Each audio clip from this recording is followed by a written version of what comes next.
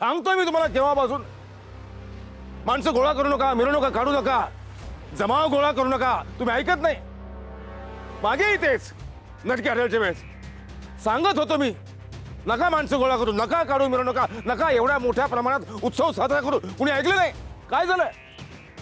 त्या गुन्हेगारांनी फायदा घेतला. 2 जीव गेले, 2 माणसं मारली ते, तरी तुम्हाला अक्कल नाही. आता पुन्हा तेच. आजही हा माणूस पुन्हा माणसं गोळा करतो, गर्दी गोळा करतो. जामकर साहेब, ह्याच्यात आमच्या बाबांची, आमच्या देव माणसाची काही एक चूक नाही. अहो ह्यांचाच मुलगा तो संग्राम, त्यानंच त्यांना गोळी घातली आणि पळून गेलाय.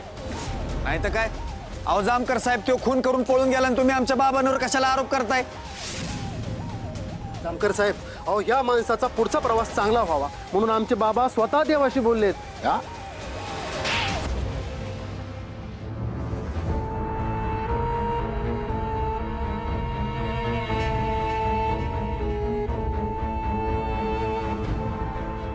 अहो साहेब, पण आमचा देव माणूस अहो साहेब, काय करताय? साहेब हे चुकीचं आहे.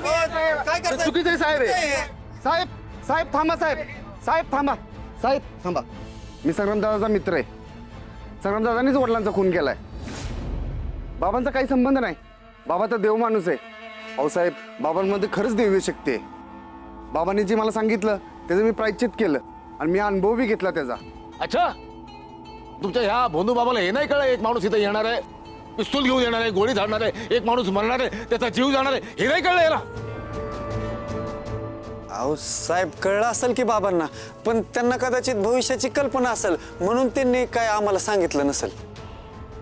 अहो भाई साहेब, त्या संग्रामाची आला होता बंदूक घेऊन. बाबांवर त्यानं बंदूक पण रोखली. बाबांनी आम्हाला समजून सांगितलं, घाबरू नका, आम्हाला काय नाही होणार म्हणून. साहेब माझं ऐका ना, मी सांगतो तुम्हाला काय झालं ते. 1 मिनिट. अहो पण आमचा देव माणूस शांतच होता ना, सगळं केलं ते संग्रामनी केलं.